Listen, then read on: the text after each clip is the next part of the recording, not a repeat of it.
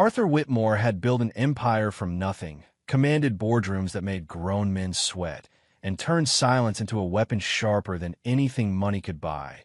But on the evening we meet him, he is sitting in a garden in the rain, staring at legs that no longer obey him, and a 7-year-old girl he hasn't noticed yet is about to change everything he thought he knew about power, faith, and what it actually means to heal.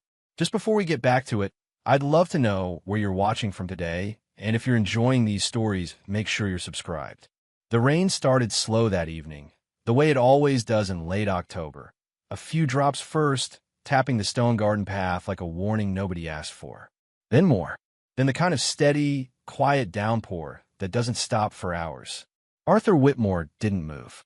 He sat in his wheelchair at the center of the back garden, right where the old oak tree met the walking path he used to take every morning before dawn. His hands rested on his thighs, not gripping, not restless, just still. His silver hair was damp against his forehead. His wool blazer darkened at the shoulders. He didn't call for anyone. He didn't will himself inside. He just sat there, staring at the ground beneath his feet like he was trying to remind himself it existed. From a second-floor window, one of the housemaids watched him for almost 10 minutes before finally deciding to bring an umbrella. When she reached the garden, she held it out without a word. Arthur didn't look at her. "Leave it," he said quietly, "and go inside." She left the umbrella on the armrest and walked away quickly. He pushed it off. It hit the stone path and stayed there. From a distance, Arthur Whitmore looked like what he was, the kind of man who had always gotten exactly what he wanted.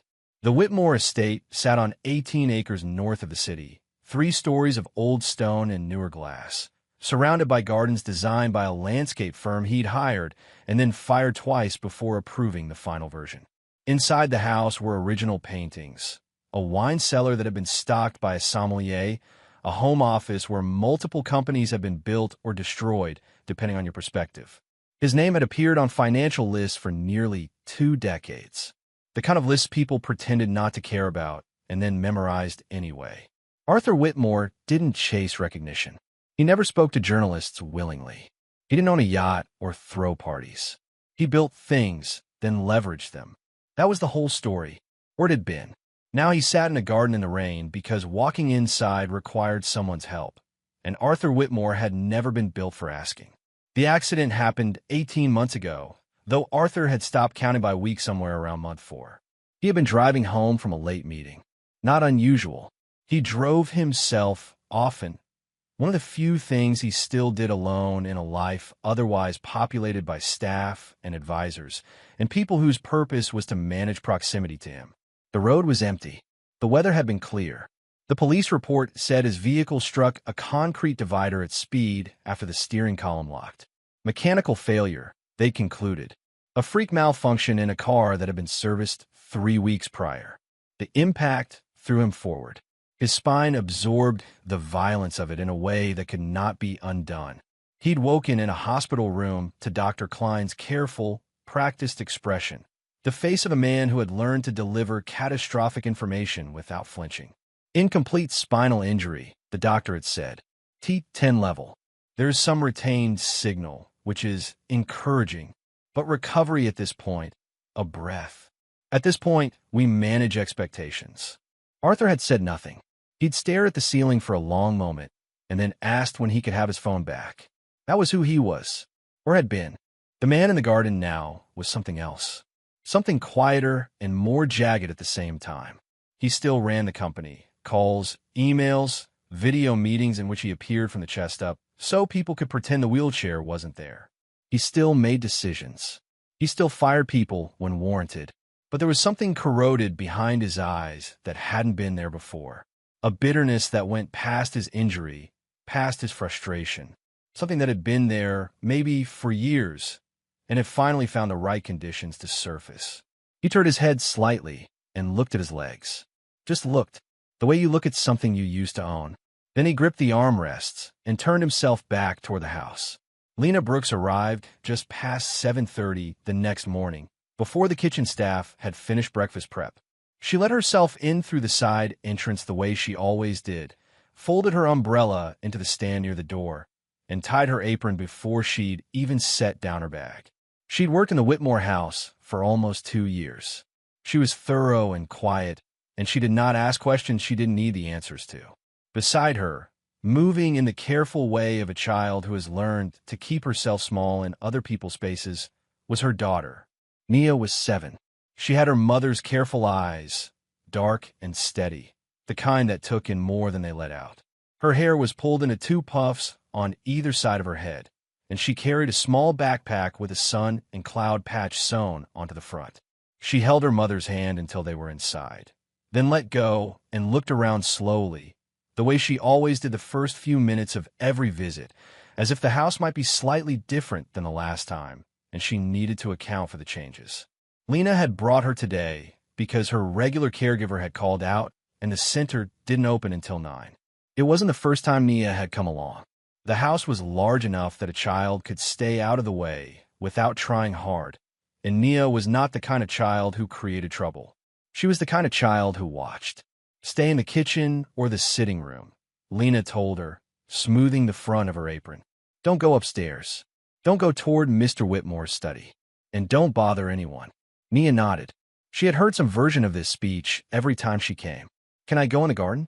If it's dry. Check first. Nia set her backpack on the bench near the window and walked quietly to look outside. The stone path was still damp, but the sky had cleared. She went to get her jacket. She found it by accident. She had been walking along the garden path, not the back garden where she knew he sometimes stayed, but the side path near the greenhouse, where herbs grew in long wooden planters. She was looking at them, touching the leaves of something that smelled like lemon, when she heard the sound. A mechanical hum, and then a sharp clack, the kind of sound a wheelchair makes when one will catches a raised edge of stone. She turned the corner and saw him. Arthur was trying to move forward along the path, but the right wheel had lodged itself against a raised seam in the flagstone. He was pushing with both arms, not saying anything, jaw tight, and the chair was rocking without going forward. His arms were strong, visibly so, the kind of strength that builds when your legs stop working and your arms carry everything. But the angle was wrong, and the wheel wouldn't clear the edge. Nia stood still for a moment, watching. Then she walked forward and reached for the back handle of the chair. I'll help. Don't touch it. His voice came out sharp. Not a shout, but the kind of low, controlled sound that carries the same weight. He didn't look at her. Go inside. Nia's hand dropped. She took one step back. Her expression didn't crumble the way another child's might. She just looked at him steadily for a second and then said, the wheel is stuck on the stone part that's raised up. If you back up a little first and then go sideways, it'll clear. A pause. Arthur looked at her then, actually looked, which he hadn't done before. She was small and unreadable and completely unbothered by the fact that he had just snapped at her. He backed the chair up 2 inches, angled it left, and rolled forward. The wheel cleared. He didn't say thank you. He moved past her without a word, toward the back of the garden. Nia watched him go. Then she went back to touching the lemon herb. By mid-morning, the staff had learned to move with extra care. Arthur had already sent his breakfast back twice. Once because the eggs were the wrong temperature, and once because someone had placed a newspaper on the tray without being asked, and he didn't want to look at it. He'd called his assistant 3 times in 45 minutes with corrections to documents that had already been reviewed. When the housekeeper, a steady woman named Mrs. Prescott, brought him a revised schedule for the week, he'd gone through it and crossed out 2 entries without explanation before handing it back. Lena moved through the rooms quietly, cleaning methodically, keeping her eyes on the task in front of her. She had learned early on how to read the temperature of the house, when to speak, when to disappear, when to make herself useful without being visible. Today, the temperature was low and sharp, and she kept Nia updated on it through small signals, a look here, a slight head shake there. Nia, for her part, had migrated to the sitting room, where she was drawing in a notebook she'd brought. She was drawing the greenhouse plants from memory, which kept her occupied and still, and therefore safely invisible. Dr. Klein arrived at 1 in the afternoon. He was a precise man, trim, always on time, never 2 words when one would do. He and Arthur had an arrangement that was less doctor impatient and more transaction. Arthur submitted to the assessments. Klein delivered the data. Neither pretended the other's company was enjoyable. Lena stayed near the hallway, polishing the credenza outside the study door. She could hear fragments, the deep register of Klein's voice, then Arthur's. Controlled first, then not. Statistically impossible. Klein's voice, flat and even. A pause. Then Arthur, say that again. The window for significant recovery at this injury level. Realistically, we're past it. I know that isn't what. I didn't ask what you know. Arthur's voice had gone quiet in a way that was worse than if he'd been yelling. I asked you to tell me what the options are. I've outlined them. The experimental program in Berlin requires candidacy criteria you don't fully meet. The stem cell protocol is still in phase 2. Everything else is management, not reversal. A breath. Arthur, I think it's time we talk seriously about long-term adaptive. Get out.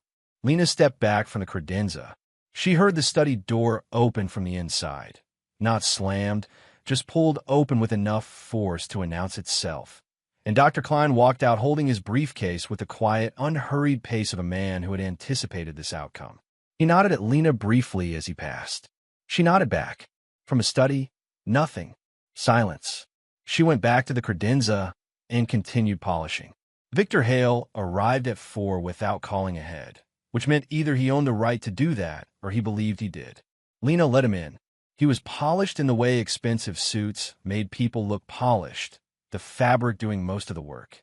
He smiled at her as she took his coat, one of those smiles that was careful and warm in a way that made her trust it less than if it had been cold. Arthur's in the study, she said. Of course he is. Victor patted her arm once, the kind of gesture that was technically friendly and somehow wasn't, and walked through. Lena folded his coat slowly. Then she walked back toward the hallway, staying near the kitchen corridor, hands busy with a dish towel she'd picked up. She wasn't listening on purpose, but the house was quiet and sound carried. Victor's voice first. I've had the new documents prepared. The restructuring language is cleaner this time. 2 signatures and the transition arrangement is finalized. Arthur, I haven't reviewed them. You have everything you need. The lawyers have been over it. It's clean. I said I haven't reviewed them. A pause. Then Victor, his voice slightly different, softer, more careful in a way that somehow felt less reassuring. Arthur, you need to think about timing here. If something were to happen, nothing is happening. You can't predict. Victor, flat and final. Send me the documents. I'll read them when I read them. Footsteps. Then Victor's voice again, quieter, in a register that wasn't meant to carry as far as it did. We're running out of time to do this the easy way. Nia was sitting at the kitchen table when Lena came back in. She looked up from her notebook. Who was the man with the coat? Someone who works with Mr. Whitmore. He has a fake smile. Lena looked at her daughter for a moment. Then she went to the sink and turned on the tap. Finish your drawing. I'm finishing it.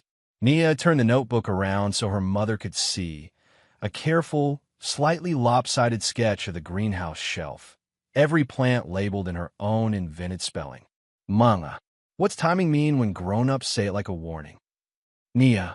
I heard them talking about timing and insurance. In the hallway part.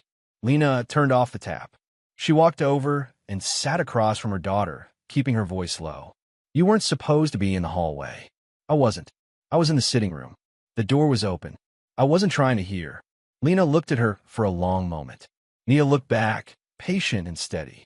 Don't repeat what you hear in this house, Lena said quietly. To anyone. You understand? Nia nodded. Is Mr. Whitmore okay? Lena stood up. That's not our business. But Nia was already looking toward the doorway that led to the hall. Her expression the way it got sometimes, a kind of still listening quality, like she was receiving information from a frequency other people couldn't quite tune to. She found him in the garden again near dusk. She hadn't meant to. She'd gone to return the umbrella that one of the staff had asked her to bring back to the garden bench. And there he was, near the far end of the path, parked and still. The light was going sideways through the oak tree, long amber lines across the stone. He didn't notice her at first. His head was bowed. His shoulders, which were always tight and set, had dropped slightly. His hand was pressed flat against his chest. And his face, which Lena had once described to Nia as the kind of face that never quite let you know what it was thinking, was simply open, not angry, not controlled, just a face that belonged to someone in pain and wasn't trying to hide it in that particular unobserved moment. He was crying quietly, not falling apart. Arthur Whitmore wouldn't allow falling apart. Just a few tears, the kind that escape when the rest of you has been working too hard to hold everything in place. Nia stood at the edge of the path, very still, and watched. She didn't approach. She didn't say anything. After a moment, she set the umbrella quietly on the bench and went back inside. That night, Lena was gathering her things near the side entrance when Nia tugged her sleeve. Manga. Nia was quiet for a second, her small face thoughtful. I think he's hurting more inside than his legs. Lena stopped zipping her bag. She looked at her daughter. He was crying, Nia said simply. In the garden, when nobody was there. People don't cry like that from their legs. Lena didn't answer right away. She finished zipping the bag and helped Nia into her jacket. She turned off the kitchen light. And as they stepped out into the cool evening air, she said quietly, almost to herself, No, baby. Usually they don't. The weeks that followed were the kind that passed without announcing themselves. Arthur continued his treatments, a rotation of therapists, specialists, and wellness consultants that he'd assembled over the previous year the way a man assembles a legal team, thoroughly and without optimism. There was a physiotherapist who came 3 mornings a week, a pain management specialist who arrived on Wednesdays, a neurologist who had been recommended by 2 different people Arthur trusted, which meant he trusted her slightly. None of them had anything new to say. They said it in different ways, with different charts and updated terminology, but the information underneath was the same. We are managing this, not reversing it. Arthur didn't break down in front of any of them. He answered questions clearly, followed protocols, and dismissed them without warmth when sessions ended. He had tried a clinic in Switzerland 2 months before, flying out on a Tuesday and returning by Friday, something in his expression on that return that the staff had learned not to ask about. He was, in the plainest terms, a man running out of doors to open. Nia started coming back on her own. Not daily. Lena worked 3 or 4 days a week in the house, and Nia only came along when the childcare situation required it. But when she did come, she found her way to wherever Arthur was with an ease that suggested she had simply decided it was allowed. The first few times, Arthur reacted the way he had in the garden, brief, dismissive, pointing elsewhere with his eyes if not his words. Nia absorbed this without visible hurt and rerouted slightly, staying within proximity without forcing presence. She learned where he took his late morning coffee. She learned the pace of the household, which rooms he preferred, how long he stayed in one place before needing to move. She was 7 years old and already naturally fluent in the language of making herself acceptable in a space. The 3rd week, she sat on a low stone bench near the garden door while Arthur was parked in his usual spot by the oak tree. She didn't speak for almost 20 minutes. She just drew in her notebook. Eventually, Arthur said, without looking at her, "What are you drawing?" "The tree," Nia said. "The bark has different shapes in it. Some of them look like faces." He looked at the tree. Then he said, "That one near the low branch looks like a man frowning." Nia looked at it. "I thought that one looked like a fish." "It doesn't look like a fish. It could be both." Arthur looked at her. She was drawing again, her tongue pressed slightly to the corner of her mouth the way children do when they're concentrating. He didn't say anything else, but he didn't send her away either. By the 4th week, something had shifted in small ways. Not in Arthur's manner toward the staff. He was still sharp, still demanding, still the kind of presence that made people move faster and speak in lower voices. But when Nia was in the garden, the sharpness seemed to find somewhere else to go. He didn't perform warmth. He wasn't built for that. But he answered her questions when she asked them, and he stopped sending her away. She asked him things no adult would. Not from boldness, just from the uncomplicated logic of childhood. She wanted to know something, so she asked, "Why do you always face the tree and not the flowers?" "Because the flowers change. The tree doesn't." Nia thought about this for a moment. "My grandma says things that don't change are either dead or stubborn." Arthur's mouth moved. Not quite a smile, but in the direction of one. "Your grandmother sounds like a difficult woman. She says she's just experienced." It was a Wednesday, warm for the season, when Nia asked the question that arrived like something dropped from a height. They had been quiet for a while. Arthur was looking at his phone, not really reading anything, more using it as an excuse for not having to be present in the moment in any accountable way. Nia had put her notebook away and was watching a beetle make its way across the garden path with the dedicated attention children give to small creatures. "Mr. Whitmore," she said, "have you ever asked God to help you?" He looked up. She was still watching the beetle, asking the question the way she might ask if it was going to rain. Arthur's first instinct was to end the conversation, a brief, dismissive answer that would close the subject without being unkind. He was a man who had built things, real things, revenue and leverage and outcomes. The idea of supplication, of bending your knee towards something invisible and untested, had never made room for itself in the architecture of how he operated. "No," he said. "How come?" "Because it doesn't work that way." Nia looked at him now, direct and unperturbed. "How does it work? You earn what you get or you don't get it. There's no asking." She tilted her head slightly. "But you ask doctors. Doctors are real. They can't fix your legs, though." She said it simply, without cruelty, just observing. "You've had a lot of doctors." Arthur looked at her for a long moment. The beetle had made it to the other side of the path. A bird called somewhere in the oak tree. "Were you 7 years old?" he said finally. 7.5, Nia said. "And almost 8. 7.5. He looked back at his legs. "Go bother someone else." "I'm not bothering you. We're talking." He didn't respond to that, but he didn't ask her to leave. A few days later, she told him about the prayers. She didn't announce that she was going to. She was simply sitting nearby while Arthur was going over some documents his assistant had brought out to the garden. Physical papers, the kind that came when something needed a real signature. And between his reviewing one page and picking up the next, she said, "Sometimes when Mama is really worried about something, like when the car had that noise and we didn't have money yet, I pray." Arthur kept his eyes on the document. And she got extra hours that week. And then the car thing turned out to be a loose part and the man didn't charge her full price. Coincidence? Maybe, Nia said agreeably. But it felt like an answer. Feelings aren't evidence. My teacher says evidence is when something keeps happening. It keeps happening. Arthur set down the document. He looked at her in the way he had started to occasionally, not dismissively, not with warmth exactly, but with a kind of attention that was different from how he looked at most people. Like she was saying something that required actual processing. "Your mother works hard," he said. "That's why things work out." "She does work hard," Nia said, but she was scared. And after I prayed, she wasn't scared as much, even before the good stuff happened. She paused. "I think that's the part that matters first." Arthur picked up his document again, but his jaw was tighter than before, which Lena, watching from the kitchen window, recognized not as irritation, but as the particular expression of a man encountering something he doesn't have a clean answer for. Victor had been arriving more frequently, 3 times in the past 2 weeks, always with fresh documents, always with the same smooth, unhurried energy that Lena had learned to read as pressure in a good suit. The visits were never hostile in tone. Victor was too careful for that, but each one left the house with a different atmosphere than before. A kind of tightening, like a string being incrementally tuned.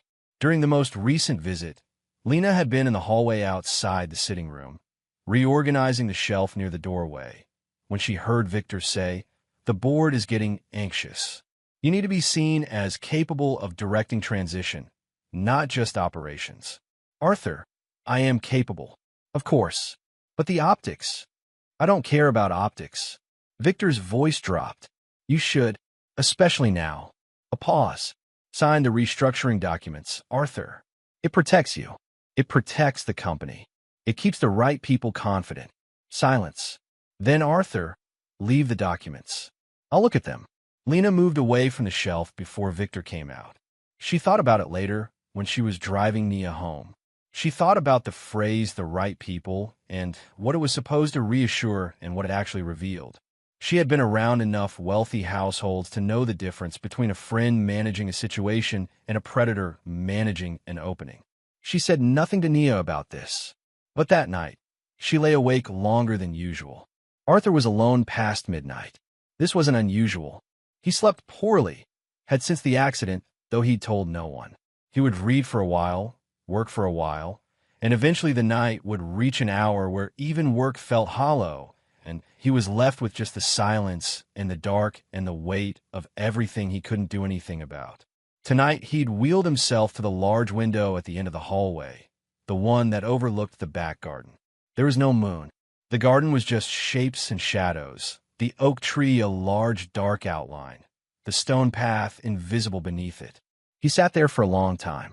He was thinking about Klein's words, about the clinic in Switzerland, and the particular kind of finality in the specialist's eyes there, a different doctor, different continent, same expression.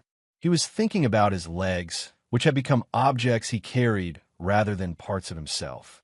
He was thinking about the documents Victor kept bringing and something in his gut that refused to fully settle about them, though he couldn't yet articulate why. He was thinking about a lot of things at once, which was how he usually thought, information processed in parallel and efficiently. And then all of it stopped. He was staring at the dark garden, and he said it, not planned, not performed, just said it, the way something slips out when you've been holding it in long enough and the hour is right and there's no one to hear. If anyone's listening, his voice came out rougher than he expected. He stopped, cleared his throat, started again, quieter. If anyone is actually listening to any of this, I'd give anything. I would give anything to walk again. The night stayed exactly as it was. He sat there for another minute, feeling slightly foolish, which annoyed him, and then turned his chair around toward his room. He didn't notice the small figure standing at the far end of the hall. Nia had woken up thirsty. Lena had stayed late, finishing a job in the East Wing, and they were spending the night in the small guest room the staff occasionally used during extended work periods, an arrangement that happened sometimes and didn't require explanation. Nia had gotten up for water, found the kitchen, and was on her way back when she saw the light from the hall window and the shape of Arthur's chair silhouetted in it. She had stood still. She had heard him. Not every word. She was too far, but enough. The rough quality of his voice. The shape of the sentence. When he turned his chair and came toward the hall, she pressed herself gently into the doorway of the linen closet. He passed without seeing her, his face looking something she had not seen it look before. Tired in a deeper way than tired, the kind she recognized from her mother on certain nights when the worrying had been going on too long. She stayed in the doorway for a minute after he passed. Then she went back to the guest room, set her water cup on the nightstand, and lay back down. She stared at the ceiling. She was 7, almost 8, but she was not confused about what she had heard. She had heard a man ask for help, and she knew what that meant because she had done it herself in the dark in the same voice that tried not to sound like asking. She thought about it for a long time before she slept. She found him the next afternoon. The weather was mild, and he was in the garden again, habit at this point. He was reading something or pretending to. Nia came and sat on the bench nearby. She let a few minutes pass. Then she said, "Mr. Whitmore, if you really believe, like really, not just saying it, I'll pray with you." He looked up from the paper. His expression shifted through several things quickly. "What did you say?" "I said I'll pray with you, if you want, for your legs." He looked at her for a long moment. "How old are you?" He stopped. "You weren't in the hall last night." Nia said nothing. Arthur set the paper down slowly. Something moved through his expression. Not anger, not dismissal. Something more complicated than either. "You think I would do anything?" he said. His voice came out differently than usual. Quieter. Not dismissive. Not yet. Nia shrugged her small shoulders. "I think it does things. Not always the things you expect." He looked at her. Then he said it like a man who doesn't believe but is tired of believing nothing. "Fine. Heal my legs, and I'll give you half my inheritance." He meant it partly as a deflection, a way of framing the thing at a distance he could manage, making it conditional and absurd and therefore safe. Nia looked at him steadily. She did not smile at the wealth part. She did not react to it all. She simply said, "I don't want your money. I want you to be okay." A long silence. Arthur looked out at the garden, the oak tree, the path he could no longer walk. He looked for a long time. Then he said, very quietly, "So what do we do?" Nia got up from the bench and walked over to his chair. She stood beside him and reached out her small hand. He stared at it for a moment. A hand the size of his palm, a 7-year-old's hand, with a faded ink stamp on the back from some school activity, waiting. He took it. He closed his eyes, not confidently, not with any particular feeling that something was about to change. Just closed them, because the night had been long and the doors had run out, and somewhere in the body of Arthur Whitmore, worn down to something quieter than ambition, there was a part that was willing to stop controlling just one thing. Nia bowed her head beside him, and in the late afternoon, in a garden that had seen every version of this man, she prayed. The days after the prayer were ordinary ones. The sun came up. The staff arrived. Arthur's physiotherapist came on Monday and Wednesday and moved his legs through their prescribed range while Arthur stared at the ceiling and answered emails on his phone. Victor called twice. Dr. Klein sent a follow-up summary of their last appointment that Arthur read and then deleted. Nothing changed, and yet it was difficult to name at first. Even Arthur couldn't have told you what was different, because the difference wasn't located in anything measurable. His legs were exactly as they had been. The chair was still there every morning, waiting beside the bed like a piece of furniture that had become part of his identity without his permission. He still couldn't stand. He still couldn't walk down the garden path or climb the stairs or do the 100 unremarkable things he'd done every day of his life before the accident without once stopping to be grateful for them. But the sharpness had softened just slightly. Mrs. Prescott noticed first. She mentioned it to no one, but she noticed the morning he let her correct a scheduling error without cutting her off. The afternoon he asked one of the kitchen staff how her son's exam had gone. Small things. The kind of things that are invisible unless you've been watching for them. Lena noticed too. She said nothing about it to Nia, but she watched. Nia kept coming. She didn't make it a ceremony. She arrived when she arrived, found Arthur when she found him, and settled nearby the way a cat settles, without announcement, without demand. She'd ask a question or two, or sometimes say nothing at all. She brought her notebook. Sometimes she drew. Sometimes she read the short chapter books she carried in her backpack. Arthur had stopped pretending this bothered him. One Tuesday, she sat beside his chair in the garden and said, "You seem different." He didn't look up from his book. Different how? Less like a storm. A pause. "I'm exactly the same. My mama says people say that when they're changing and don't want to admit it yet." He turned a page. "Your mother says a lot of things. She's usually right." He didn't argue with that, which was itself a kind of confirmation. On a Thursday afternoon, a little more than 2 weeks after the prayer in the garden, Arthur told her something he hadn't told anyone. They had been quiet for a while, the comfortable kind of quiet that had started to exist between them. Then Arthur set down the document he was reviewing and looked at the oak tree for a moment. "The accident happened the same night I found out someone had been working against me," he said.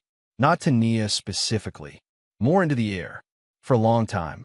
Someone I trusted. Nia looked at him. She didn't speak. "I found something that day.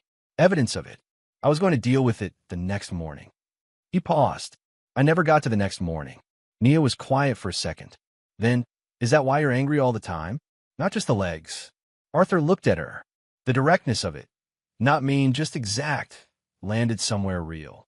"Partly," he said. "Who was it?" He shook his head once. "That's not something I'm going to tell a 7-year-old. 7 3/4. That doesn't help." Nia looked back at her notebook. "You should probably figure out, though," she said simply, "so it doesn't stay stuck in you." Arthur said nothing, but he looked at the tree for a long time after that. Lena found Nia near the garden door that afternoon and pulled her aside quietly. "You're spending a lot of time near him," she said, keeping her voice low. Her eyes moved toward the garden and then back to her daughter. "We talk sometimes. I know what you're doing, Nia." Lena crouched to her daughter's level. Her face was careful, not angry, but carrying the weight of something Nia was still too young to fully read. "He's not a project. Rich people, powerful people, they aren't safe the same way. You understand?" Nia looked at her steadily. "He's just a person, Mama." "He's not just a person. He's a man with enemies and lawyers and things happening around him that are bigger than you know." "I know he's sad," Nia said. Lena looked at her for a moment. Then she stood and smoothed the front of her apron. "Just be careful," she said. Stay near the kitchen side. Nia nodded. She did not say she would stop going to the garden. Victor arrived on a Friday, later than usual. He was carrying a leather portfolio this time, and he moved through the house with an impatience that was new, or perhaps newly visible. Lena crossed paths with him near the study hallway and felt the shift in his manner, the way you feel a change in air pressure before a storm. He smiled at her, but it was thinner than before. In the study, the conversation was short. Lena only heard fragments. She wasn't trying to hear it all today and had moved away deliberately. But she caught Victor's voice lifting slightly at one point, the careful smoothness slipping just at the edge. Arthur, you are running out of time to do this on your terms. And then Arthur's voice, even, I'm aware of time. When Victor left, he walked past Lena without nodding. He went straight to the front door, put on his own coat, and was gone. Lena looked at the closed door for a moment. Then she went back to work. It happened on a Sunday night. Arthur had dismissed his evening attendant early. He did this sometimes when he wanted the house quiet. He'd moved himself to the window seat in the upstairs study, which had a lower ledge he could park close to, and he'd been reading without really reading for about an hour. The house was still. Outside, a low wind moved through the garden. He was not thinking about his legs when he felt it. He was thinking about the conversation with Nia, the fragment about the accident, about betrayal, turning it over the way he sometimes did with business problems, looking for the part he'd missed. And in the middle of that, not trying, not concentrating, his right foot moved. Not just a flicker, not the kind of involuntary micro-twitch that Klein had already dismissed in the past. His toe bent down, held, and came back up. Arthur went completely still. He looked at his foot. He stared at it the way you stare at something that has done something impossible. Not in joy, not yet, but in the absolute blankness of a mind that has received information it does not have a category for. He tried again, deliberately this time. The toe moved. He pressed both hands flat on his thighs. His breathing had changed, slower, harder, like his lungs were trying to process something larger than air. He looked at the window, at the dark garden, at the oak tree barely visible in the distance. Then he looked back at his foot. That's, he said. He stopped. He tried again. That's impossible. The word came out quietly. Not a protest. Not disbelief exactly. Just a man whose whole architecture had been built on the principle that things either were or were not. And encountering, for the first time in 18 months, evidence that the line between those two states was not as fixed as he had built his life around believing. He sat in the dark for a long time after that, not calling anyone, not reaching for his phone, just sitting with it. He didn't tell Dr. Klein. He tested it again the next morning, sitting on the edge of the bed before his attendant arrived. Both toes this time, then a slow flex of his right foot, maybe 30% of what a normal flex would be, but present, real. He tested it carefully, methodically, the way he evaluated anything, gathering data before drawing conclusions. And then he covered it, swung himself into the chair, arranged his expression, and let the day proceed normally. He didn't know why he hid it. Not fully. Some part of it was superstition, the fear that speaking a fragile thing too early would break it, that Klein's skeptical dissection would reduce this to noise before he understood what it was. Some part of it was simpler. He didn't trust the people around him yet with something this significant. Not with Victor's circling. Not with documents and signed. Not until he understood more. So he kept it to himself and watched his own legs like a man reading a private message. Dr. Klein came Wednesday. The assessment was the same as always. Passive range of motion, reflex testing, neural response evaluation.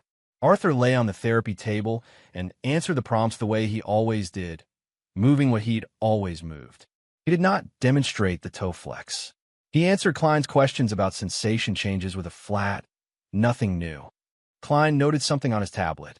You seem less agitated than last time, he offered. I slept better. That's worth tracking. Sleep quality impacts neural inflammation, which can affect. I know, Arthur said. Are we done? Klein looked at him for a moment. Then he closed his tablet. I want to schedule a scan for next month. Just a baseline update. Fine, Arthur said. Schedule it. Klein left. Arthur waited until the front door closed, then sat in the quiet of the study and flexed both feet slowly, watching them alone. He told Nia, not because she was the logical choice, not because a 7-year-old was the appropriate confidant for a billionaire with a secret about his own body. He told her because she was the only person in the house who he had started to trust with the parts of himself that didn't perform. She arrived on Thursday with her mother, settled on a garden bench while Lena worked, and was drawing something with great concentration when Arthur rolled up beside her. Something happened, he said. She looked up. He looked at her steadily. Then he looked at his foot, and he moved his toes, slowly, deliberately, the full flex. Nia watched. She didn't gasp. She didn't grab his arm or start crying. She looked at his foot for a moment, and then she looked at his face. See, she said quietly. It's working. The simplicity of it should have annoyed him. Instead, it landed somewhere still and certain. I don't know what it is, he said. It might be. It's working, she said again. Not louder. Just again. Patient. Arthur looked at the oak tree. Don't tell anyone, he said. I know, Nia said, and she went back to drawing. Victor brought lawyers on Friday. 2 of them, associates from a firm Arthur recognized, men who specialized in the kind of corporate restructuring that required very careful language and very few questions. Victor introduced them in the front hall with the easy manner of someone who believed the meeting had already been decided. Just a preliminary review, he told Arthur. The documents are in good shape. This should take an hour. I didn't agree to a meeting, Arthur said. You didn't say no. Victor smiled. I thought we'd move things along while you had a good week. Arthur looked at the 2 lawyers, who were both looking at their briefcases. Then he looked at Victor. Something in his face had shifted since the tone moved. Not visible to most, but if you were watching carefully, something behind his eyes was different. Slower, more deliberate. Leave the documents, he said. I'll have my own counsel review them first. Victor's smile held. Of course. That's completely reasonable. He nodded to the lawyers, who were already recalibrating their posture. We'll set something up next week. They left. Arthur stayed in the front hall for a moment after the door closed, and then called a number he hadn't called in over a year. His name was Thomas Graves, not a lawyer, not an investigator officially. He was a man Arthur had used before, years ago, for situations that required thorough and discreet work. He'd been recommended by someone who no longer worked in the industry, which was itself a recommendation. Graves asked no unnecessary questions and delivered what he found. Arthur gave him 3 things: the accident date, the name of the company that had serviced the car 3 weeks prior, and a request for any financial records tied to both. How far back? Graves asked. As far as you need. Timeline, quick as you can. Graves said he'd be in touch.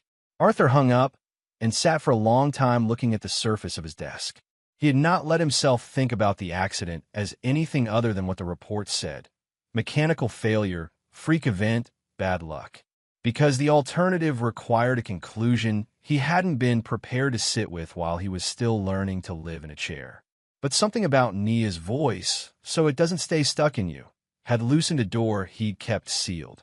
He let it open now, just slightly. Graves called back in 6 days. Arthur had the call on speaker in the study with the door closed. He listened without interrupting. Graves spoke in the flat, factual cadence of a man delivering information rather than opinion. The car service company had a financial connection, indirect, layered through 2 shell entities, to a holding firm Arthur recognized, one that had appeared in Victor's orbit before. The accident report had been signed off by an assessor with a 3-year working relationship with an insurance carrier that Victor sat on the advisory board of. The steering column failure had been assessed on site, with no independent review requested, and the car had been processed within 48 hours, unusually fast. Alone, each point meant little. Together, they told a story. That's everything so far, Graves said. You want me to go deeper? Yes, Arthur said. All of it. Every connection. Document it. He ended the call and sat in the study. His chest was doing something that was hard to categorize. Not rage, not yet. Something colder. The feeling of a man who has been standing in the wrong picture for 18 months and has finally stepped back far enough to see the frame. He thought about Victor in the front hall, smiling with those 2 lawyers. I thought we'd move things along. He thought about the documents. Restructuring. control transfer, protecting Arthur's interests.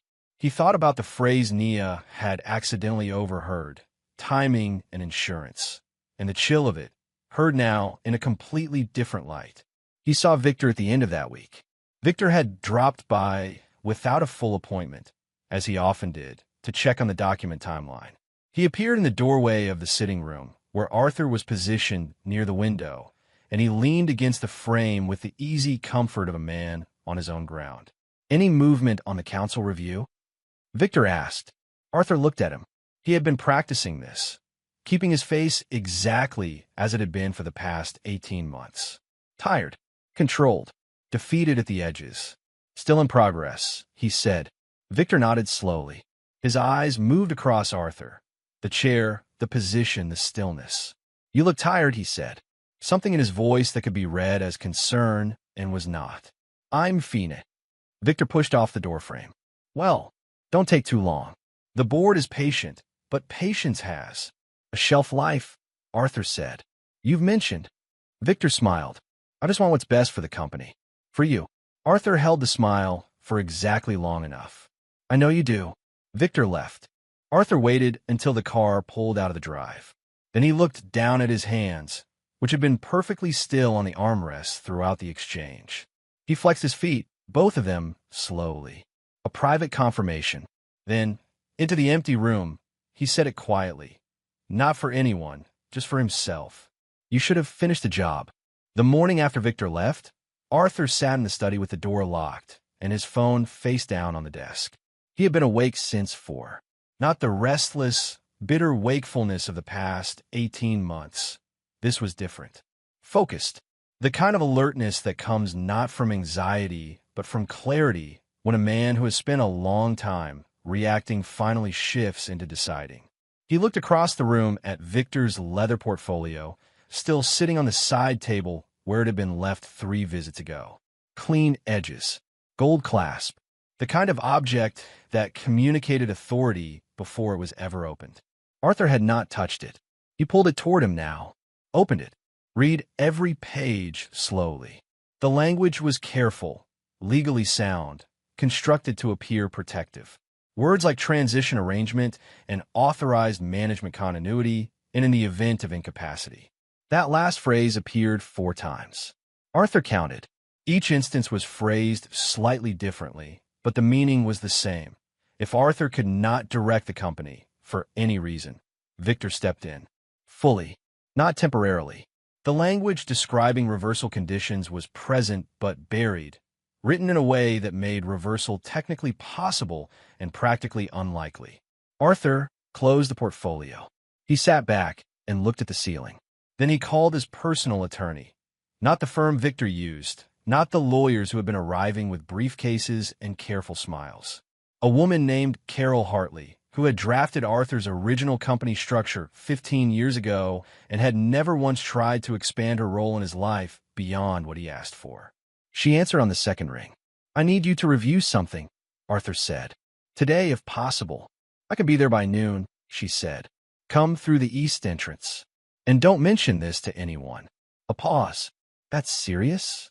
"Read it first," he said. "Then tell me what you think." Alone after the call, he locked the door again. He moved his chair to the center of the room, away from the desk, away from the walls. Then he placed both hands flat on the armrests, and he tried. His legs were not ready to stand. He knew that. He wasn't asking them to stand. He was asking them to confirm that what had been happening over the past week was not a fluke, not wishful sensation, not the psychological noise Klein had once dismissed. He pushed his weight forward slightly, letting his arms take most of it, and felt, faint but unmistakable, both feet pressing down in response. Not bearing weight, not capable of that yet, but present, participating. He released the breath he'd been holding. His arms were shaking slightly from the effort of the lean. He sat back and pressed his palms to his thighs. The right leg had a faint warmth to it, or maybe he was imagining that. It was hard to know what was real sensation and what was the mind filling in blanks it had been denied for too long. Either way, both toes, both feet, a lean forward. Something was building. "This is real," he said quietly to the empty room. Nia arrived that afternoon with Lena and found him in the garden. She came and sat nearby, reading one of her chapter books, and for a while neither of them spoke. The garden was mild and still. Somewhere in the oak tree, two birds were involved in a disagreement. After a while, Arthur said, "If I walk again, everything changes." Nia looked up from her book. She considered this in the way she considered most things, fully, without rushing to respond. "Then you should decide what kind of man you'll be when you do," she said. He looked at her. She had gone back to her book. He turned back to the garden and sat with that for a long time. He was not accustomed to being redirected by anyone, let alone a child.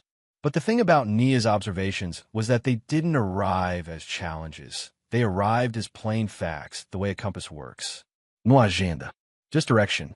What kind of man? He had been a particular kind of man before the accident. Effective. Relentless. Willing to cut what needed to be cut without looking too long at what fell. He had built something real, and he had done it in ways that he would not, if pressed, fully defend. He knew this. He had filed it somewhere behind the work and let the work cover it. The accident had stripped the work away, left only the filing cabinet. He was not sure he wanted to open it, but he was beginning to understand that he would have to. Victor brought lawyers again on Tuesday.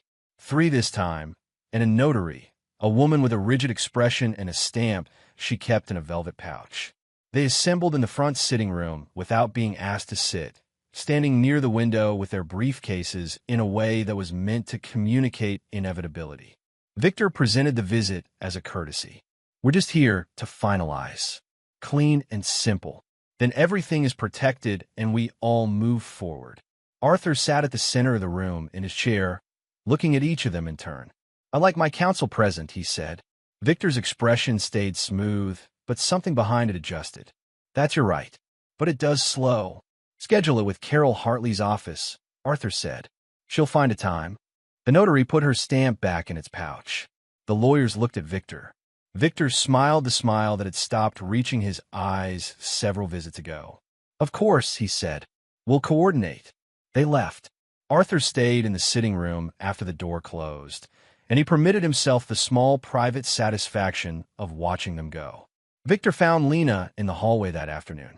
He had sent the lawyers ahead, told them he'd forgotten something, which was not true. He came back through the side corridor and stepped into Lena's path near the linen closet, his hands in his coat pockets, his expression carrying the particular warmth of a man who has decided to deliver a threat in a friendly tone. "You've been here a while now," he said. Lena held the folded towels in her arms and looked at him. "Almost 2 years. Good position.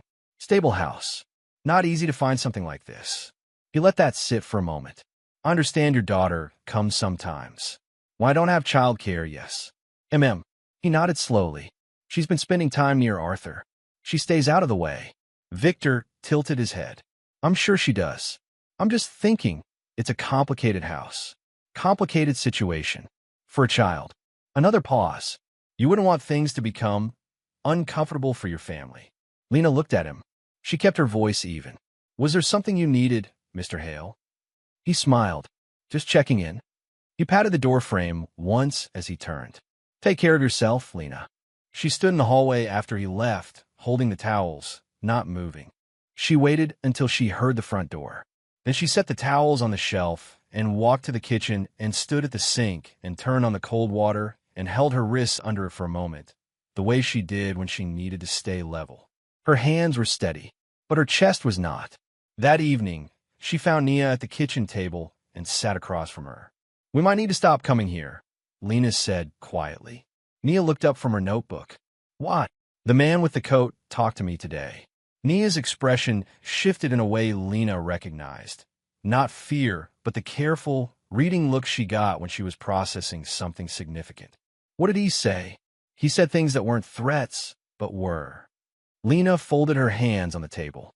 "I need you to understand that this house has things going on that are bigger than Mr. Whitmore's legs. Things that could affect us if we stay too close." Nia was quiet. Then, "He needs us right now, Mama. I know you believe that. Something's happening. He's getting better. I haven't told anyone because he asked me not to, but..." She stopped. Lena looked at her. "What do you mean he's getting better?" Nia pressed her lips together. Then she said, "He's moving his feet. He showed me. He told me to keep it secret." Lena sat back in the chair. She was quiet for a long moment, her eyes going to the window and then back to her daughter. She thought about Victor in the hallway, about the lawyers, about the notary with the velvet pouch. She thought about what it would mean if Arthur was recovering, and Victor didn't know. "Okay," she said finally. She said it slowly, like a woman revising a decision she'd already made once. "We stay a little longer. But Nia," she leaned forward, "you stay near me. You hear me?" "Yes, Mama." Near me. Graves delivered the complete file on Thursday. It arrived by courier in a sealed envelope addressed to Arthur personally, marked with only Graves' initial in the corner. Arthur read it in the study with the door locked, starting at the beginning and going through to the end without stopping. It was thorough. The financial connections between Victor's holding entities and the service company that had worked on Arthur's car. Payments made in the 6 weeks preceding the accident to a mechanical consultant with a criminal record in 2 states, later scrubbed from public records, but not fully. An insurance payout that had gone not to Arthur, but to a corporate account structured under Victor's advisory access. A legal document, drafted but never executed, that would have transferred a significant portion of company control to Victor within 30 days of Arthur being deemed permanently incapacitated. The document had been drafted 11 days before the accident. Arthur sat with that number for a long time. 11 days. Victor had not been improvising. He had prepared.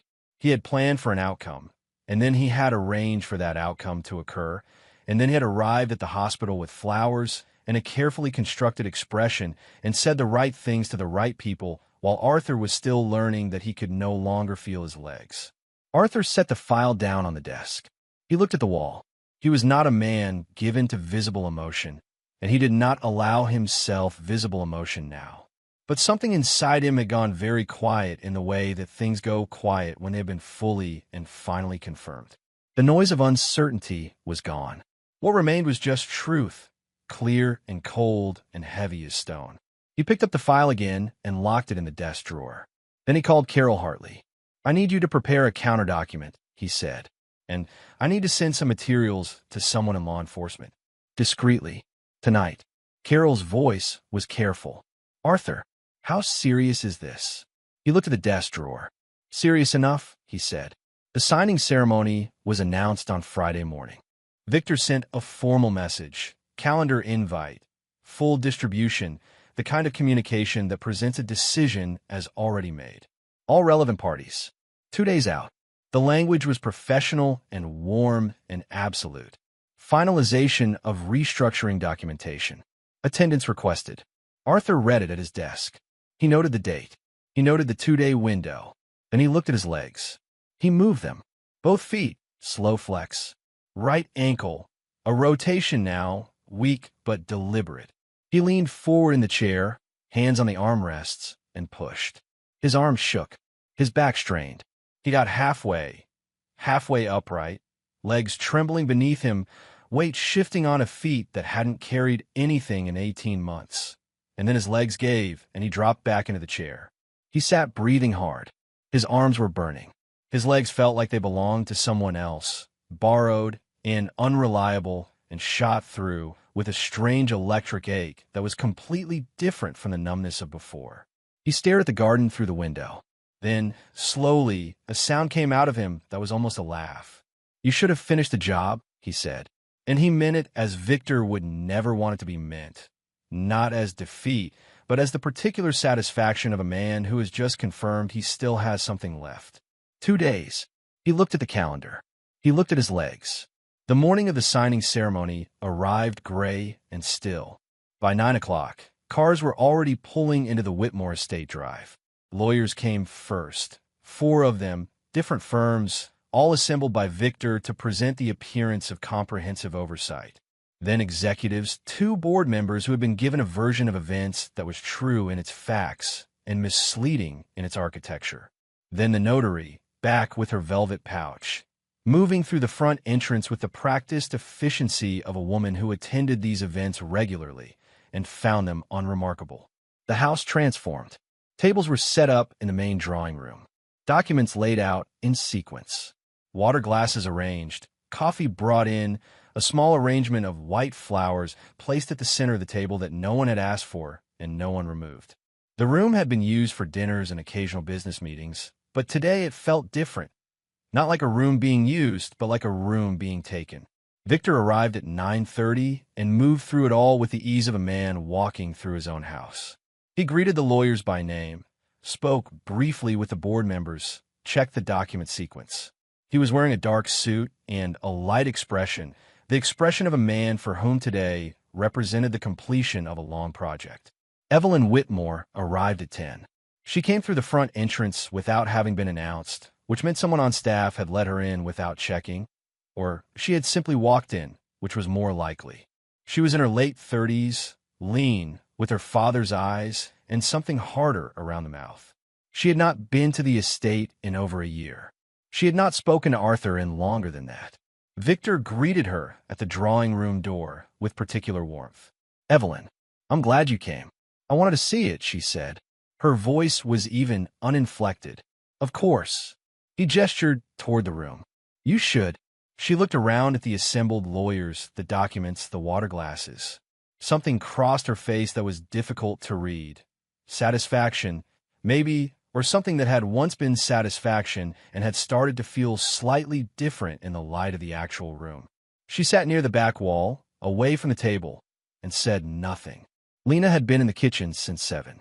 She moved through her work with the controlled efficiency of someone who has decided to stay present in their body rather than in their worry. She washed, folded, reorganized the pantry shelf that didn't need reorganizing. She checked on Nia every 20 minutes. By mid-morning, Nia had moved from the kitchen table to the hallway bench near the drawing room entrance. Lena found her there and pulled her up by the hand. "Come back to the kitchen," she said. "I want to stay." "Nia, Manga." Nia looked at her, direct, calm, 7 years old, and completely certain. "I have to be here today." Lena looked at her daughter for a long moment. Then she looked at the drawing room door, at the sound of low professional voices and the shuffle of papers. She thought about what Nia had told her, about the feet moving, about 2 days. She let out a slow breath.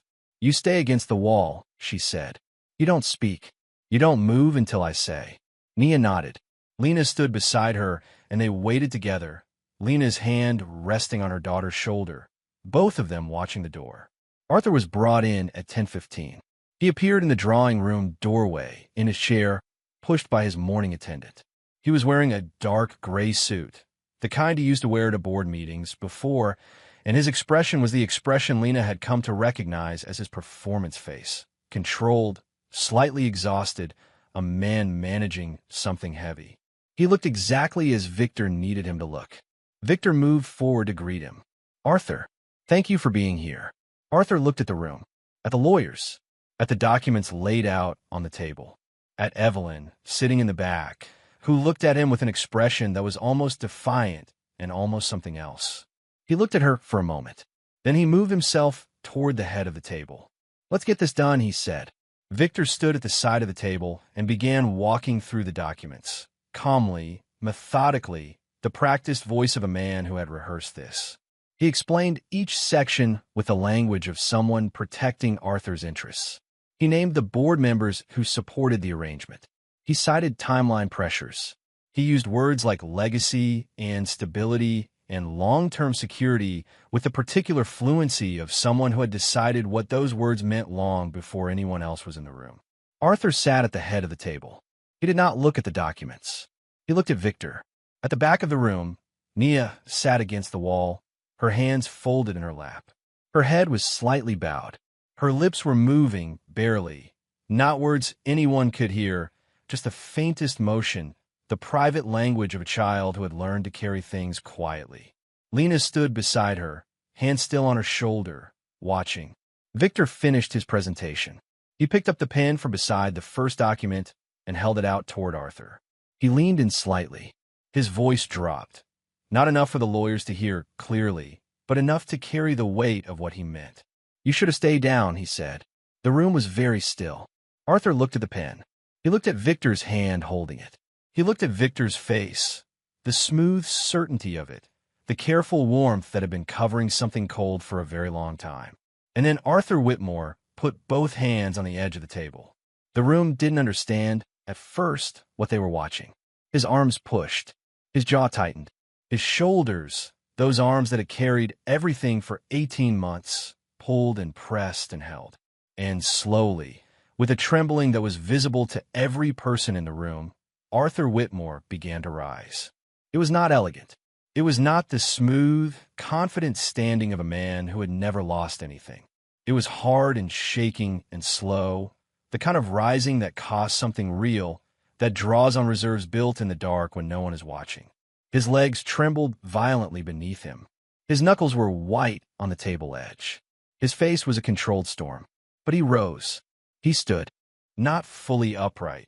He was leaning forward, both hands still gripping the table, his legs barely holding, the trembling visible throughout his body.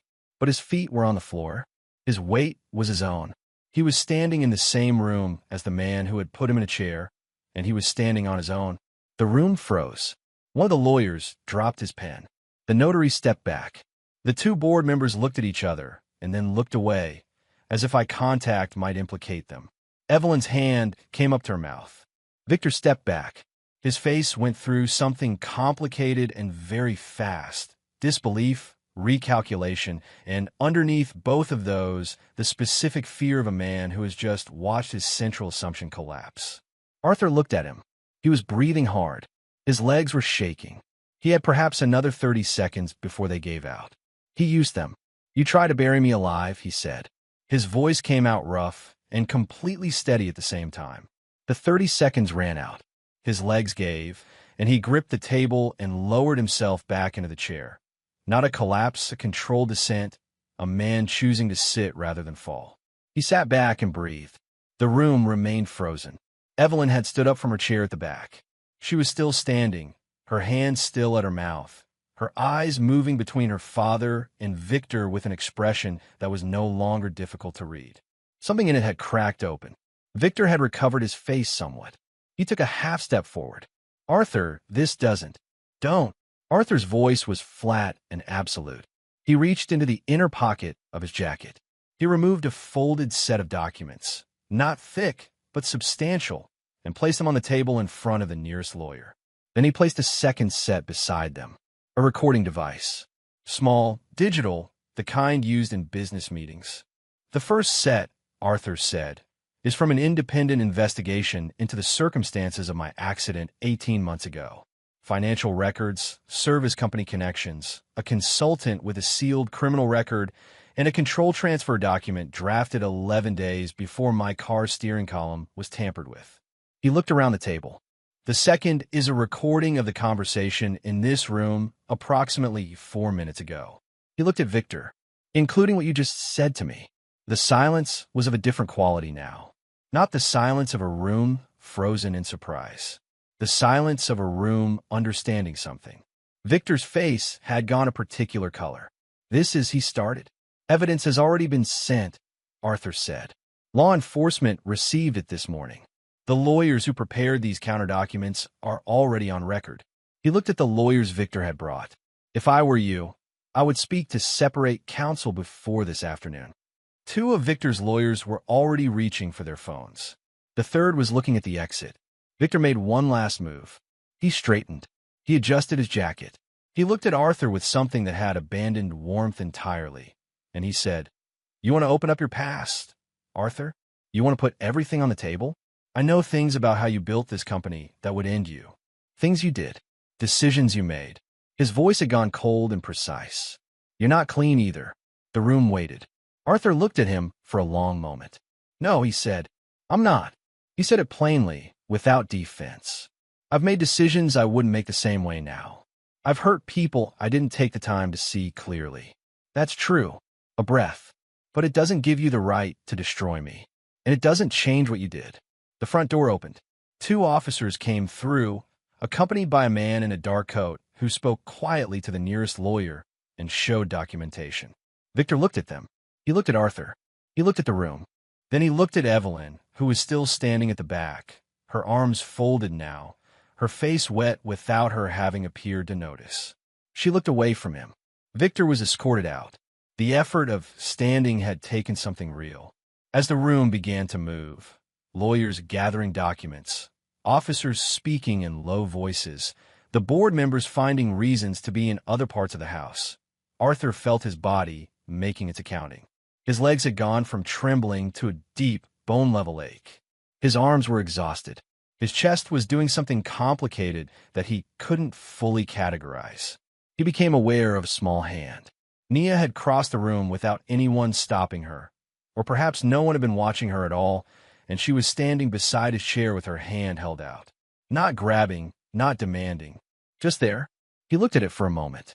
Then he took it. She held on without saying anything. Just stood there, her small hand in his, the way she had in the garden weeks ago, when none of this had been visible yet. He looked down at her. "You didn't just help me walk," he said. His voice came out quieter than he intended. "You made me see." Nia looked up at him. Her eyes were steady and very full. "I know," she said softly. And then, simply, "Are you okay?" He thought about the question seriously, the way it deserved. "Getting there," he said. Evelyn approached from across the room. She came slowly, the way people approach something they've been afraid of for a long time and have finally decided to stop avoiding. She stopped a few feet from his chair. Her arms were still folded, but the defiance was gone from her posture. What remained was something closer to a person. "I thought you deserved it," she said. Her voice was unsteady. "Everything that happened. I thought, the way you ran things, the way you treated people. I thought it was what you had coming." She stopped, swallowed. "I didn't know someone had planned it. I didn't know." Her voice broke slightly. "I was wrong." Arthur looked at his daughter, at the years in her face, at the things he'd put there and the things life had added and the things that were entirely her own. "I wasn't blameless," he said, "in how things were between us. I know that." She looked at him. "So what do we do with that?" He didn't have a clean answer. He was a man who had spent his whole life having clean answers, and he was learning that the most important questions didn't come with them. "I don't know yet," he said, "but I'd like to find out." Evelyn stood there for a moment longer. Then, carefully, she sat down in the chair nearest to him. Not embracing, not resolved, just sitting. It was for now enough. Arthur sat in the drawing room as it slowly emptied. The evidence gathered, the conversations concluded, the ordinary machinery of consequence beginning to turn. Nia had drifted back to Lena, who was standing near the doorway with her hand on her daughter's shoulder, watching Arthur with an expression that was careful and something else he would need to understand better later. He looked at his hands, then at his legs, then at the chair beneath him. He had stood today. He had stood in the same room as the man who had taken that from him, and he had stood on his own legs and said the thing that needed to be said. He was back in the chair now. That was still the truth. But it was a different chair than the one he'd been sitting in for 18 months. The same object, completely different meaning. He had chosen to sit down this time. The drawing room took 2 hours to clear. Officers moved through it methodically, bagging documents, photographing the table arrangement, speaking in low voices with the lawyers who had stayed, the ones who understood that their best option now was cooperation. 2 of Victor's lawyers had left quickly. The third had stayed and was speaking to a detective near the window, his briefcase open, looking like a man reconstructing a decision he wished he had made differently 6 months ago. Arthur remained at the head of the table through most of it, answering questions when asked, directing his own attorney, Carol Hartley, with brief nods and quieter instructions. He looked exhausted in a way that went past the physical, the kind of exhaustion that follows not exertion but release when something you have been bracing against for a long time finally stops pressing. Evelyn sat near the side wall, not leaving, not inserting herself, just present, watching. Carol approached Arthur at one point and leaned down. "They have enough," she said quietly. "The pre-drafted transfer document alone, 11 days before the accident, that's going to be very hard to explain away." "He'll try," Arthur said. "He will. He'll hire people who are very good at trying." She looked at him steadily. "But the recording seals the intent. That line, what he said to you before you stood, that's going to follow him." Arthur nodded once. He looked at the table where the documents had been laid out an hour ago, the careful language of a transfer that had almost happened. He thought about all the versions of this morning that could have existed. The one where he had signed, the one where his legs had never moved, the one where Nia had never wandered into the garden with her notebook and her patient, uncomplicated presence. He didn't say any of that. He said, make sure the financial trail goes into the full record. All of it. Every shell company. Already in motion, Carol said. Victor was in a holding facility across the city by early afternoon. He had said very little during the escort out. One moment, at the front door, turning back, he had looked at the room with an expression that was almost composed, the last effort of a man maintaining the performance even as the audience dispersed. He had looked at Arthur. Arthur had looked back. Nothing in his face moved. Victor had been walked to the car. Now, in the drawing room, one of the officers briefed Arthur on next steps, arraignment timeline, the scope of the fraud and conspiracy charges, the likelihood of additional counts once the full financial investigation was complete. Arthur listened and asked precise questions. He was familiar with the architecture of legal process from the other side. He understood timelines and exposure and the long, grinding patience required by serious consequence. When the officer finished, Arthur said, what happens if his lawyers argue the accident evidence is circumstantial? The officer looked at him carefully. That's for prosecutors to navigate. But the combination of the pre-drafted document, the financial connections, and the direct recording of today's statement, that's not a weak case. A pause. He knew what he was doing. People who plan things leave trails.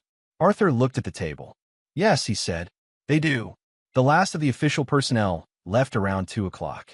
Carol stayed another 30 minutes, going over immediate protective measures for the company. Interim leadership protocols, a statement to the board, the communication strategy for the days ahead. She was thorough and calm and asked nothing personal, which was one of the reasons Arthur had trusted her for 15 years.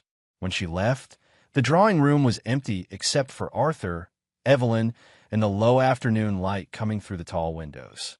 Neither of them spoke immediately. Evelyn was standing near the window, looking out at the drive. Her arms were no longer folded. She had her hands in the pockets of her coat, and she looked smaller than she had when she'd arrived that morning. Not diminished, but as if some of the architecture she'd been carrying had come down. Arthur turned his chair toward her. You came because you wanted to watch it happen, he said. Not an accusation, just a statement. She turned from the window. Her jaw shifted slightly. Yes, and now? She looked at him for a long moment. The afternoon light caught the side of her face and showed the years in it, the ones that had accumulated since they'd last been in the same room without lawyers between them. She had her mother's cheekbones. Her mother had been gone for 12 years. It was a fact Arthur carried without speaking about.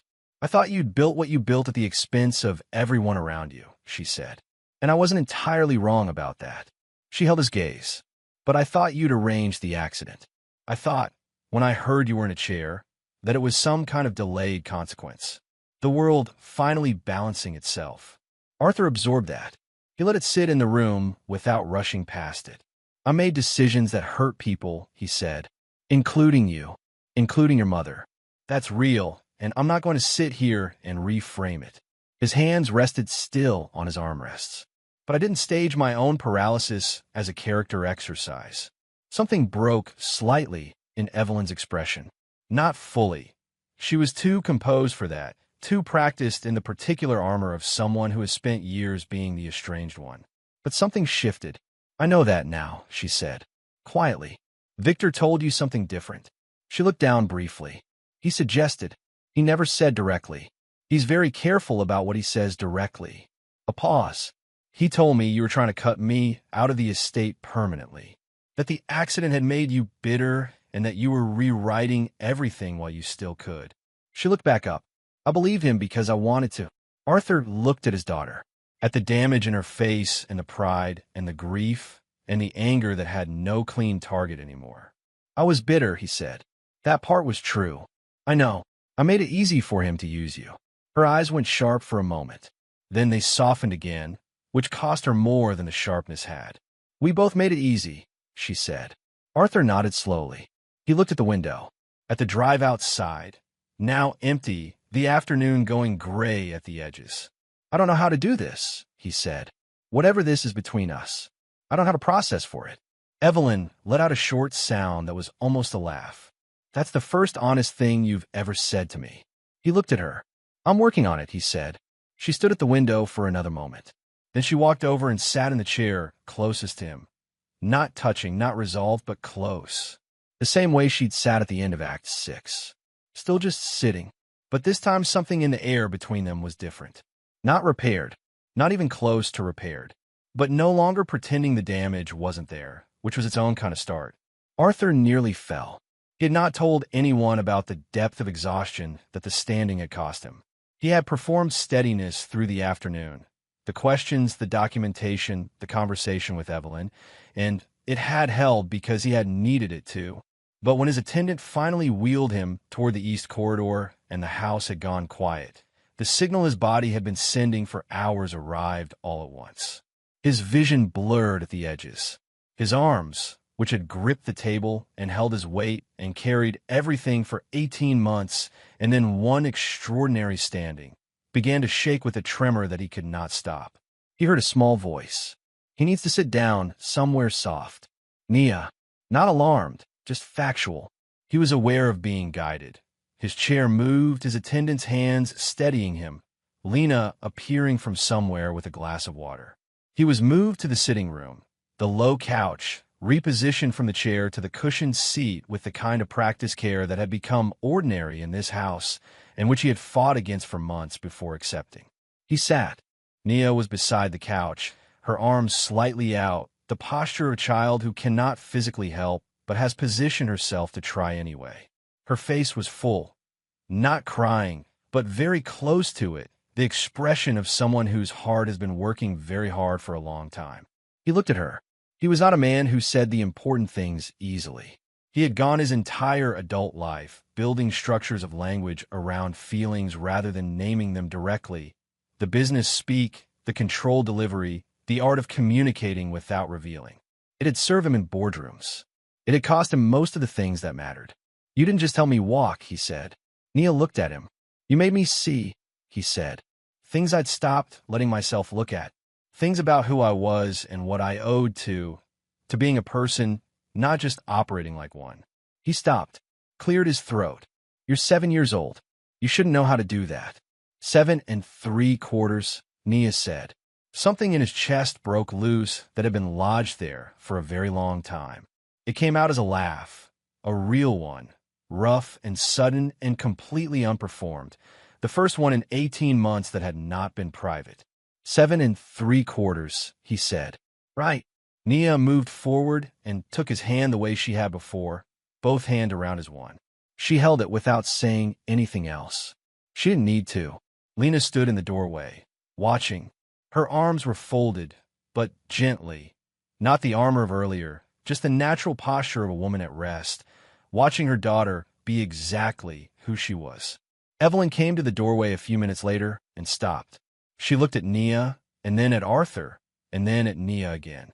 She had not met Nia properly before today, had seen her at the edges of the afternoon, a small, steady presence that had not fully registered until the moment she crossed the room to take Arthur's hand while the room was still processing what had just happened. She looked at Nia for a long moment, at the child who had been quietly in this house for months, showing up with her notebook and her impossible patience and her uncomplicated prayers. Evelyn's eyes went wet. She walked into the room. She sat in the chair across from the couch, and she looked at her father with his daughter's hands around his. I was wrong, she said. Her voice was stripped of its earlier composure entirely. I thought you deserved what happened to you. I told myself that for 18 months. And I was wrong. Arthur looked at her across the room. His daughter, 12 years of distance, and this afternoon, and everything in between. I know, he said. That's not enough for me. I know it isn't. It's a start. She pressed her lips together. She nodded once, very small. In a room that had been a battlefield that morning and was now just a room, they sat together. Evelyn at a distance, Nia close, Arthur in the middle, the day going quiet around them all. 6 weeks later, the physical therapy room had been set up in the East Wing at Carol Hartley's recommendation. She had suggested it as part of the broader restructuring of the estate's function, which was still ongoing, but the therapy room had been the first thing Arthur had approved. A mat, parallel bars, a balance board, equipment that was unremarkable in a medical facility and quietly extraordinary in a private home because of what it implied. Arthur worked with a therapist named Dr. Patricia Wells 3 mornings a week. She was direct and unhurried and did not offer false encouragement, which suited him. She noted progress without inflation. The right leg's strength was advancing ahead of the left by a margin that was meaningful but not yet decisive. His standing time had increased from 30 seconds to nearly 3 minutes with the bars. His balance was inconsistent but improving. His arms, which had been carrying everything for 18 months, were now learning to share the load. "You're ahead of where I'd have projected at this stage," Wells told him one Thursday morning, making a note on her tablet. Significantly. Is that unusual? She considered. In cases with this injury profile and this timeline since injury, yes. It's unusual. She looked at him.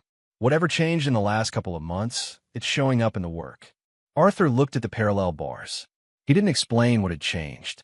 He didn't have language for it that would have made sense in a clinical context, and he was no longer in the business of needing things to make sense in clinical contexts.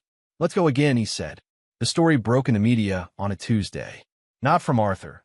He had not spoken to press, had no intention of doing so, and had instructed Carol's office to redirect all inquiries. But the arraignment proceedings were public record, and someone had connected the threads. The billionaire in the wheelchair, the business partner, the staged accident, the signing ceremony where Arthur Whitmore had stood up and delivered evidence that had been years in the making. The coverage was extensive and not entirely accurate, in the way that coverage rarely was when the real story was more complicated than the headline. Some outlets focused on Victor, the betrayal, the criminal charges, the long-running financial manipulation. Some focused on Arthur, the recovery, the standing, the dramatic confrontation. A few, the ones with better researchers, found the edges of the story that were harder to package. That Arthur Whitmore was not a simple victim, that the company he'd built had its own complicated history, that justice and heroism were not always the same category. Arthur read one piece. Then he closed the laptop. Nia's name was not in any of it. He had made sure of that. She was 7 years old, and the world did not need to know what she had done. That was between them. The lawyers raised the inheritance question on a Wednesday afternoon. Two of them, sitting across from Arthur in the study, with the careful expressions of people who had been told to bring up something sensitive. They had documents, not transfer documents, nothing like what Victor had brought, but estate planning revisions, beneficiary updates, the ordinary architecture of a man who has survived something and is putting his affairs in order. "There's a matter of record," the senior lawyer said. He was a careful man named Howard Bell, gray at the temples, the kind of lawyer who had seen enough to know that the strangest things ended up being legally significant. A verbal agreement made approximately 8 weeks ago, witnessed, informally, by a member of household staff. He set a paper on the desk. The terms, as stated, were, in exchange for healing of the lower limbs, half the estate. Arthur looked at the paper. He was quiet for a moment. "And your recommendation?" he asked.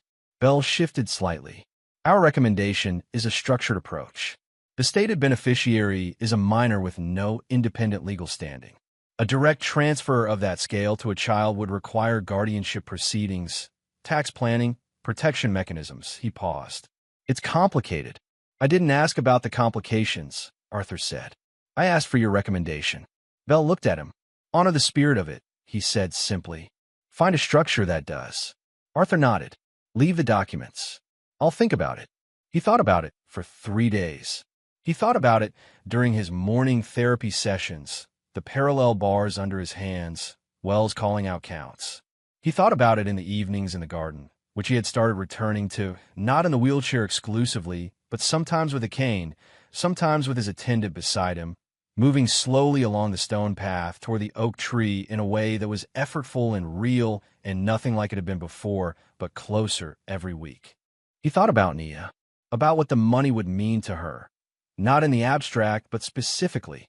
A 7-year-old girl who had come to this house in her mother's wake, who had drawn plants in a notebook and asked questions that cut to the center of things, and prayed in a garden without asking for anything except for a man she barely knew to be okay. He thought about what half his estate would do to a life like hers, whether it would carry her or crush her, whether wealth given to a child was a gift or a burden, or simply a decision made by an adult who had not fully thought through what the child would carry it into. He thought about Lena, about what it meant to be a woman who had raised a daughter like Nia, what qualities of character and steadiness and deep, protective love that required, about the threat Victor had made in the hallway, about the 2 years Lena had moved through this house doing her work and managing her fear and keeping her daughter's faith alive and her own head level. He thought about what he actually had that was worth giving. By the third evening, sitting on the garden bench with his cane resting against the stone beside him, he had his answer. He found Nia in the kitchen the next morning. She was at the table with her notebook, a new one, the old one having been filled up sometime in the past weeks. She was drawing the parallel bars from the therapy room, which she had seen through the doorway once and apparently found architecturally interesting. Arthur came in with his cane and sat across from her. She looked up. "I need to talk to you about something," he said. "Okay," she said. She put down her pencil. "Do you know what half my inheritance means?" Nia considered this seriously. "A lot of money. A very large amount of money, yes." She looked at him. "You're going to say you're not going to give it to me. I'm going to say I'm going to do something different. And I want to explain why." He leaned forward slightly. "You asked me, on a day when I wasn't being a very good version of myself, if I'd ever asked for help. And then you sat with me in a garden and you did something I didn't have the vocabulary for. And I said something careless about money because I didn't have better language for what I actually meant." Nia was listening with her full attention, her hands folded on the notebook. "What I meant," he said, "was that whatever this thing was that you'd done, it was worth everything I had. That's what I was trying to say. In a very bad way." Nia looked at him for a moment. "I just wanted you to be okay," she said. "I know." He held her gaze. "That's exactly why I need to do this properly." He told Lena that afternoon. She was in the East Corridor, folding linens, and she looked up when he came in with his cane. She had a way of reading rooms that Arthur had come to respect. She assessed everything and showed what she chose to show, which was usually very little until she was ready. He laid out plainly what he had decided, the structure of it, what it would require from her, and what it would mean. When he finished, Lena set down the linen she'd been folding. She looked at him for a long moment. Her expression moved through several things: surprise, then assessment, then something that was not quite suspicion but was in the same neighborhood. "You're going to need people around this who you trust," she said. "Yes. People who aren't going to manage it for what's in it for them. Also, yes." She picked up the linen again. She smoothed the crease along the edge with her thumb, slowly, thinking. Then she looked at him. "Why me?" she asked. Not modestly. She wanted the actual answer. Arthur gave it to her directly. "Because you've been in this house for 2 years with things happening around you that were dangerous, and you kept your head level and your daughter safe and your integrity intact. Because the man who tried to threaten you in the hallway is now facing criminal charges, and you didn't flinch when it counted." He looked at her steadily. "And because this is about families like yours, and you understand what that means from the inside, not from conference room." Lena was quiet for a moment. "I need to understand the structure fully," she said. "All of it, not summaries." "Of course. And I'd want independent counsel. My own, not yours. I'd expect nothing less." She looked at him for another long moment. Something settled in her expression, not entirely, not all at once, but the beginnings of a decision. "Let me read what you're proposing," she said. "Then we'll talk." The formal papers were drawn up over the following 2 weeks. The foundation was established under Nia's name. The Brooks Foundation. Carol Hartley had suggested something more elaborate, and Arthur had said no, keep it simple, keep it hers.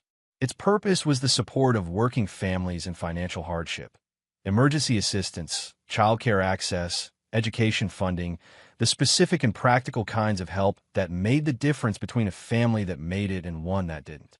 Not charity in the abstract. Tangible, specific, real. Lena was named executive director.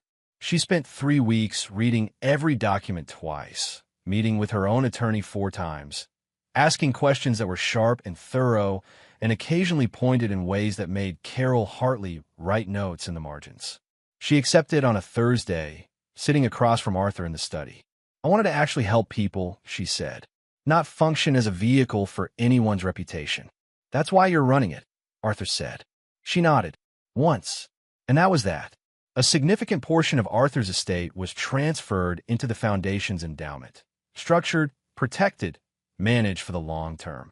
The remainder was restructured into a trust for Nia, legally sound, protected until her majority, with provisions that ensured it would carry her without overwhelming her. It was by any measure what he had promised, and also something larger than what he had promised, which was the only way Arthur Whitmore knew how to honor a debt. On a Saturday morning, for weeks after the foundation was established, the garden was quiet. The October light had come back, the same amber, sideways light that had been in the garden on the day Nia first found Arthur stuck on the flagstone seam, the day she had told him matter-of-factly how to clear the wheel. The oak tree held its last leaves. The stone path was dry. Arthur came down the garden path with his cane. He was not moving quickly. He would not move quickly for some time. Wells had been clear on that, and Arthur had accepted it with more patience than anyone who knew him would have predicted 6 months ago. He moved carefully, each step placed with full attention, the cane steady in his right hand, his body negotiating its own recovery in the honest, incremental way that things actually healed. No wheelchair. He reached the bench near the oak tree and stood beside it. He did not sit. He just stood there, in the garden, in the morning light, the way he had not stood in 18 months. Lena and Nia were there. Lena was standing near the garden door, her hands folded, watching with an expression that was composed and full at the same time. Nia was on the path between them, in her jacket with the sun and cloud patch, her notebook tucked under her arm. She looked at Arthur, standing by the bench. She looked at the path. She looked at the tree. She took it all in with the careful, comprehensive attention that had been her way from the beginning. Arthur looked at her. "You kept your promise," he said. He said it simply, the way the most important things needed to be said. He reached into the inside pocket of his coat and took out a small envelope. Not dramatic, not ceremonial, just an envelope, the kind used for letters. He held out to her. "So I'm keeping mine." Nia took the envelope. She looked at it for a moment, then at him. "There are documents in there," he said. "They won't mean much to you right now. Your mother has copies of everything, and she understands all of it. But that envelope is yours. It says your name on the front, and everything inside it belongs to you." Nia turned the envelope over. Her name was written on the front in Arthur's handwriting. Firm, clean, the handwriting of a man who meant what he put on paper. She held it for a moment. Then she looked up at him. "I didn't do it for the money," she said. "I know," he said. "That's exactly why you get it." She smiled at that, small and certain. The smile of someone who has received a satisfying answer to a question they already knew. Then she looked at the garden around them, at the bench, at the oak tree, at her mother standing near the door, at Arthur standing on his own 2 feet in the morning light. "See," she said softly. He looked at her. "I told you," she said. "It would start small." Arthur stood in the garden with his cane and looked at the 7-year-old, 7 3/4, who had sat with him in this same garden when he had been a man running out of doors and had simply, without any particular drama, opened one more. "You did," he said. The oak tree held its last leaves in the October light. The stone path stretched out between them, dry and clear. Lena watched from the door, her expression its own kind of quiet fullness. And in the garden where it had all begun, the 3 of them stood in the morning together, no wheelchair in sight. If a child's quiet faith could reach a man who had stopped believing in everything, what has your pride been costing you in silence? If this story moved you, hit that like button and subscribe. More stories like this one are waiting for you.